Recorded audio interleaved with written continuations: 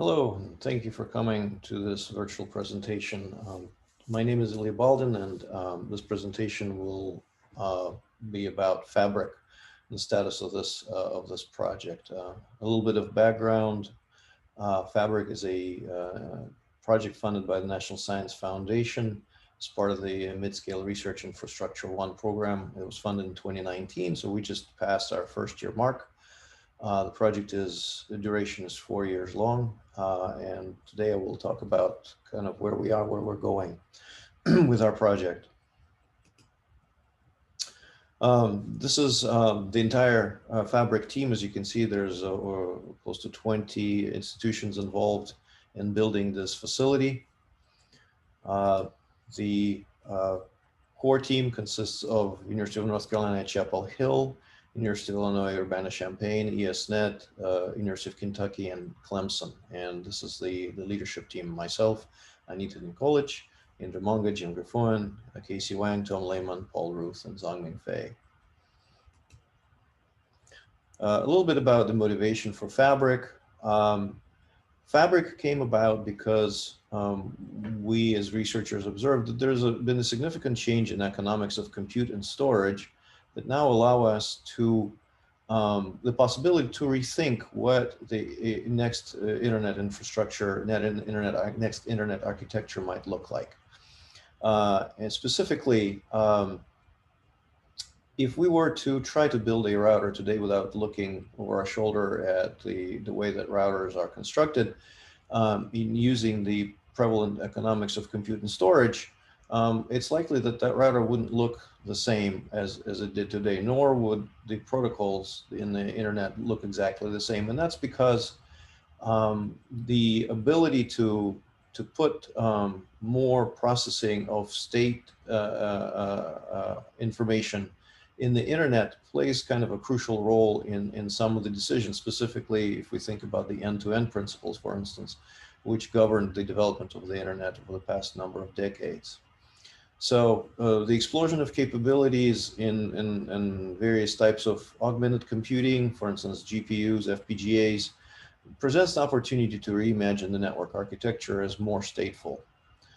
In addition, machine learning, AI revolution also makes it possible to think of a network as a big data instrument, not something that moves big data, but also something that produces big data. And this data could be used for studying various network effects, could be used for real-time control loops, et cetera, using the advances in machine learning and AI.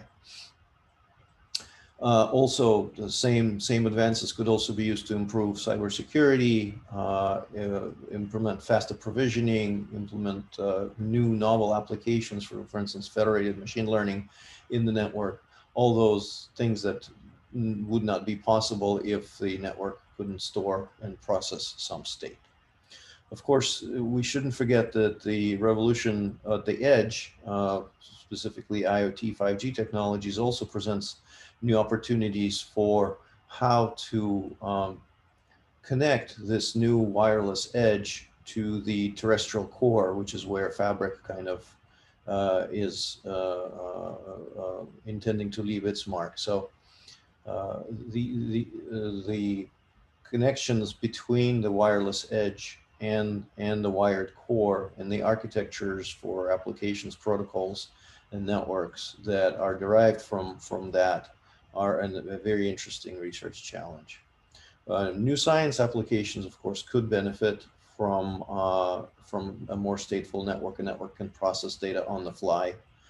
And so all what this boils down to is the way to think about the network as just part of a continuum of computing capabilities, not just being able to do computing at the edge or, for instance, the public cloud, but doing your computation, processing, storage of data everywhere. So what is Fabric? Fabric is a nationwide programmable network testbed with significant compute storage capabilities at each node. We provide GPUs, FPGAs, network processors inside the network. We support interconnections between those elements using dedicated optical links with a capacity of 100 gig and higher. And we interconnect national facilities, and that's an important aspect of Fabric. that it's not a sandbox, that it actually is intended to connect to a variety of facilities outside of it so that they can be brought into the experiments. So HPC centers, cloud, wireless testbeds, commercial clouds, commodity internet, a variety of resources on campuses, all can be connected to Fabric. In the end, what it does is it allows you to design and test applications, protocol, and services that run within any node of the network, not just the edge or cloud. So you may have seen this picture. This is the projected topology of Fabric when it's completed. The dark blue circles are Fabric nodes co-located with ESNet6. Blue lines are 100 gig capacity links, yellow lines are terabit capacity links, and you can see some of the nodes shown here, as well as the facilities that will be connected to Fabric at those nodes. There will also be peering with public clouds using Internet to Cloud Connect facilities, as you can see also shown here, in at least 2 locations, possibly more. So Fabric in the end is intended to support a broad array of research, from new internet and science applications, advanced cybersecurity, integration between HPC, wireless, and IoT, machine learning, artificial intelligence, and of course also help train the next generation of computer science researchers. If I were to break down key Fabric features, I would break them kind of down along 2 dimensions. One is considering Fabric as a way to think of a network as part of a computing continuum. So Fabric is everywhere programmable using different abstractions like P4, OpenFlow, and others. Has diverse compute storage capabilities in places where routers typically reside today. Has dedicated 100 gig optical links. Peers with the internet and supports new paradigms and network-aware applications and protocols. Another way to look at it is Fabric presents network as a scientific instrument, and that's a very important aspect. So if any instrument must provide measurement capabilities, so does Fabric. So Fabric has pervasive measurement collection capabilities in and outside of experiment topologies that are available to researchers. One of the more interesting capabilities is GPS disciplined PTP clock sources at every site, which in connection with the ability to sample and timestamp traffic going through nodes allows a researcher and experimenter to essentially create a high fidelity snapshot of traffic going through the network at multiple points at the same time. Also allows for creation of protocols that rely on external synchronization rather than on message-based synchronization.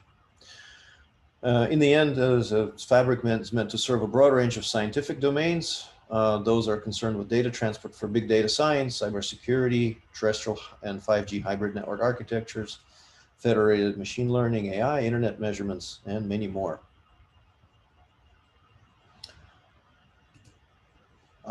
In addition to Fabric, we're also the team that's implementing Fabric is also working on a project called Fabric Across Borders. It's funded through the National Science Foundation RENCI testbed program. And what that allows us to do is add 4 nodes outside of the US Fabric footprint, a node in Japan, United Kingdom, in Amsterdam, in the Netherlands, and at CERN.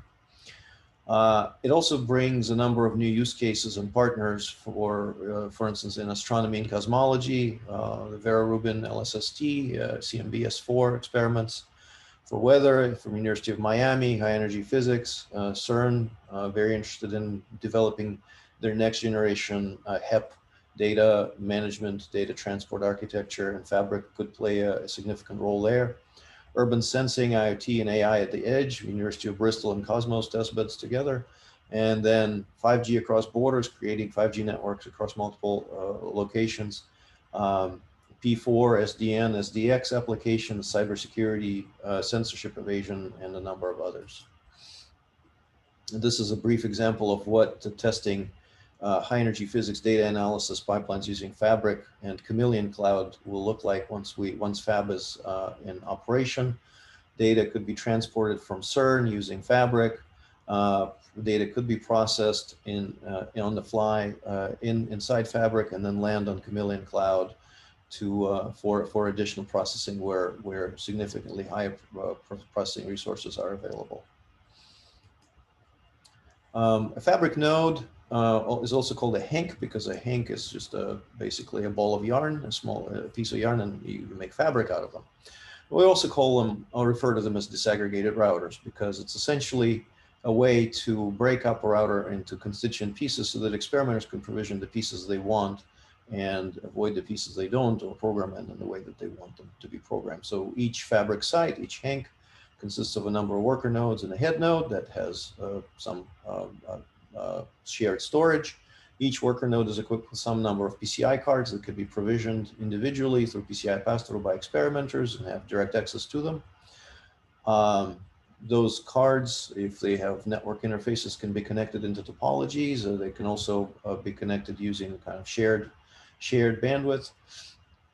And thus, a topology can be embedded within Fabric by creating these slivers of functionality in individual sites and connecting them together. At the core of each site is a capable router switch that's capable of MPLS segment routed functionality or protocol stack. And that's kind of the underlying technology that supports the needs for us, our needs for provisioning connections. I will talk about that in just a little bit. Just a few details. Fabric nodes, hanks are meant to be able to interpose compute storage capabilities into the path of fast packet flows. So each rack has Dell high-performance servers, GPUs, NVIDIA RTX 6000 and T4s. There's up to 1/4 of a petabyte of storage at each site. And also, there are individually provisionable terabyte NVMe drives, network cards, FPGA cards, Mellanox 5, ConnectX 5, ConnectX 6s, multiple interface speeds, 2500 gig per second.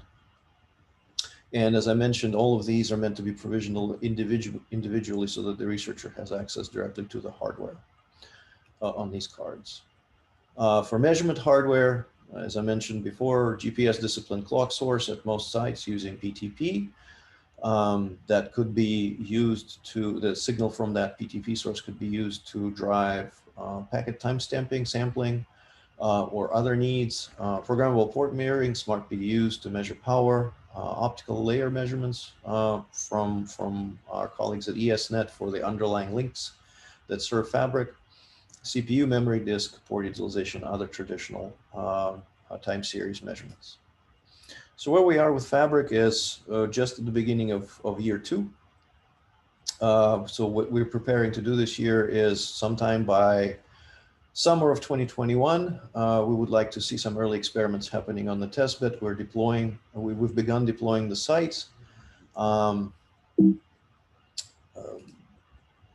We've deployed 3 development sites that are finishing integrating them right now. The first production site is also in flight and being assembled by our integrator. We're working on the software stacks.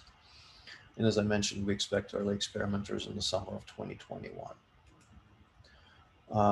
Fabric is a very complex project and requires input from multiple very, very smart people. And so we have our scientific advisory committee shown here. We have periodic meetings with them and present our strategic questions. And they help us navigate this very, very complex space. And we're very grateful for their participation in this project. Next, I will talk about what experimenters might expect from Fabric, essentially the building blocks out of which experiments can be built. So a little bit of terminology. Each experiment is encapsulated in a topology. We call it a slice. It's kind of from Genie and also many 5G applications. Slices consist of slivers. A sliver is an individually programmable and or configurable resource. So could be a node or a link of different types. Slices can change over time, so they can grow and shrink. In other words, they're elastic. Slice topologies can be custom layer 2 topologies using underlying MPLS-SR, or they can rely on a persistent routable IPv6 layer in Fabric. And I will talk about Fabric network services in just a little bit. So basic sliver classes out of which you can build slices are nodes, links, and measurement points. Some examples of what basic sliver types might look like. Some examples of them. A bump and wire is a very simple example. You might, as an experimenter, want to see what traffic is traversing a particular link, and you want to have some analysis of that data, make sure it's precisely time-stamped. So this example shows how you can do this. You can collect the data. You can use the PTP time source to timestamp the data, and multiple such bumps in wire can be created to snapshot traffic across the network. Another one is kind of a development of that is a SmartNIC router sliver. You can create basically a small physical port count router using a number of SmartNICs in the same worker node, or even spread it across multiple worker nodes if you want. You can have multiple vCPUs kind of serving that, but the important thing is you have access to these PCI cards directly. You can program, for instance, their built-in OBS instances and have a number of virtual ports on top of these physical ports that serve your experiment needs. Another development on top of that, if you substitute FPGAs for the network cards, then you can run either kind of pure FPGA code or P4 on top of FPGA, and we'll provide a tool chain to support P4 deployment in these environments. You can route between multiple connections using, for instance, VLAN tags or other header information, depending on kind of what your experiment needs are. Of course, storage could be an important part of your experiment. This shows different types of storage you can have. You can obviously have RAM. You can use attached NVMe devices very fast. You can use internal rotating storage or external rotating storage, and they all come in different sizes. Obviously, the largest could be the external rotating storage. You can reserve the volumes and use them for your experiment. A slight variation on these examples is in-network artificial intelligence machine learning. You can decide to investigate autonomous network behavior, for instance, using in-network GPU support, using the RTX 6000 cards, which are quite powerful and good for both learning as well as inference tasks. We will also be looking at next generation NVIDIA Mellanox hybrid cards once they're available to see where they might fit within Fabric. As I mentioned, Fabric isn't meant to be a sandbox, so part of your experiment may be attaching external facilities through a peering capabilities that Fabric will offer. And so here you have an opportunity to connect to supercomputing centers, cloud testbeds like Cloud Lab, Chameleon Cloud, Open Cloud Testbed, 5G testbeds, Cosmos, Powder, AirPaw. And also through Fab, you will also be able to reach points beyond the continental United States. The University of Bristol has a 5G testbed. University of Amsterdam has a ability to connect to a large array of resources available in the EU. University of Tokyo has a 5G testbed and a number of other testbeds. And CERN, of course, is a source for HEP data. Public clouds can be similarly connected through our partnership with Internet2 and using their Cloud Connect system. You can make public clouds part of your experiment. You can attach VPC and Amazon AWS to your slice. You will be able to also add your experimenter own resources using VPN, which of course doesn't guarantee quality of service, but nonetheless at least allows reachability, IP-based reachability in this case, typically to the resources in the slice. Next, I'm going to talk about network services, but before that, I just want to discuss a little bit the concept of network services in general. So testbed services are an important concept to us, and it's not something we invented, but it's a philosophy we are sticking to quite closely, and that is, testbed services must be small in number, reliable, and well understood.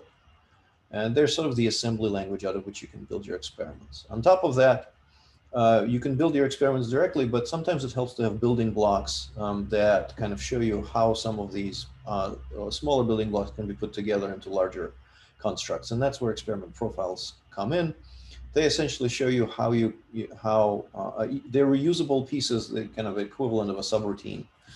If we're continuing programming language analogy, it shows you how you configure various pieces to build a larger experiment out of these pieces. And so experiment profiles are something that the community can contribute, something that the testbed can contribute as well. But they live they live above this red line where we consider testbed services end. So With that in mind, Fabric network services, which are part of the testbed services, we'll discuss them here, but small caveat first, Fabric is not a network, but rather it's a testbed that provides network services. It provides a variety of options to connect the compute slivers that I showed before into topologies. And basic types of network services are layer 2 point-to-point. We will consider layer 2 multi-point connections down the line, but the first draft of our design only talks about layer 2 point-to-point connections. So these are kind of Genie-like, but richer and built on top of MPLS SR technology supported by our switches. Support for quality of service in individual services, port-to-port, site-to-site. It doesn't assume the use of IP, so experiments with technologies like NDN can take place. And so routing has to be built into the experiment, either through experiment profiles or by hand. And of course, each topology, each service is dedicated to individual experiments. There's also L3 routed service that will rely on Fabric's allocation of public IPv6 addresses. We just recently received that allocation as well as an AS number. That provides high performance routing using Fabric's hardware routers and peers with production networks. So you can attach your sliver to that layer 3 network and have it essentially instant connectivity between the slivers. Fabric peering kind of builds on top of the network services. It allows you to peer layer 2 and layer 3 network topologies to other external layer 2, layer 3 topologies. Can be built using a number of available mechanisms. So the publicly routable L3 topologies will peer using Fabric managed BGP instances. Programmatic peering with production networks most likely will be achieved by providing experiment profiles that have things like Go BGP or similar instances within your topology, help you configure it so that you can peer your slice with the production network in a number of well-defined locations. I've mentioned measurement capabilities before, so it's just worth kind of bringing it up and talking a little bit more about it. Fabric, first and foremost, is a scientific instrument, which means measurement capabilities are key to its success. Fabric will provide a number of different measurement types. Importantly, we distinguish sort of 3 categories of measurements, what I would call in-slice. Shown here on top, you have a picture of a slice superimposed on the Fabric footprint. Below is the Fabric footprint itself. And so you can measure inside the slice, you can measure things related to your slice, but outside the slice, for instance, you can measure power draw, or you can measure optical properties of links underlying the links that you have. Or you can measure or collect measurements just from the infrastructure itself unrelated to any slice. So that's kind of the 3rd category of slices. And I've already talked about the basic types of measurements before. For near-term use cases, we have 4 science design drivers out of SRI, Georgia Tech, University of Virginia, and FIU. These are meant to be samples of a very large space of possible experiments that can be done, and they help us kind of refine our designs and validate that we're going in the right directions. Through Fab, we've also added a number of domain-oriented use cases I mentioned before, LSST, Vera Rubin, CMVS4, efficient distribution of in-network of astronomical event data, urban sensing, weather science, computer science. I've mentioned a few of them before. Fabric will use a federated identity to provide access to a variety of experimenters. We will rely on CI logon, and that will provide kind of a unified identity to various pieces of Fabric, including Fabric Portal, the Jupyter Hub, hosted by Fabric to support experimenters, et cetera, et cetera. We also will rely on additional controls through attribute-based access control that's specific to resource provisioning. And identity attributes will come from a Fabric co-managed instance, a Fabric project registry. So we will be able to provide very fine-grained decisions as to whether to allocate certain resources or not to a particular user based on the attributes of their identity, their project identity, and the site that they're using. So that's important for those who are thinking about contributing their hardware to Fabric. We will have very fine controls that will allow you to decide who gets to use your hardware within Fabric.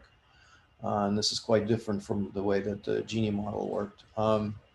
The ultimate goal of this is reducing user friction in using API. So we've moved away from using SSL certificates in Fabric in favor of tokens. We think that those will be much easier on the user community to use. We'll be able to hide some of the details of their issuance and renewal behind convenient kind of intuitive APIs, rather than having people have to mess with X509 certificates. A Fabric experiment workflow shown here. It's not very different from kind of other experiment design workflows you've seen. The important part here is that, you know, the yellow nodes kind of show things that happen outside the testbed. You must design your experiment well. Then you move on to prototyping, developing kind of small scale version of your experiments. Then you move on to the large experiment. You execute the experiment, collect data, modify resources, wash, rinse, repeat. This is where elasticity of slices also plays a role. In the end, you terminate the experiment, save collected data, and publish the results. So all these things are kind of supported by the various APIs offered to the experimenters within the testbed. And I believe that is the last slide. Thank you for your attention. If you would like to know more about Fabric, please visit our website, whatisfabric.net. If you'd like to be updated on what's going on with the testbed, if you click on the Get Involved button on the website, you will be given an opportunity to sign up to our newsletter, which is issued every month or so.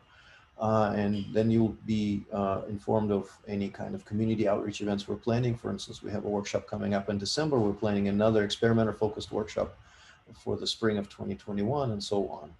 All our code is available on GitHub, and you can see the URL here. Thank you for your attention. And if you have any questions, you can ask questions on the mail alias shown in the slide. Bye-bye.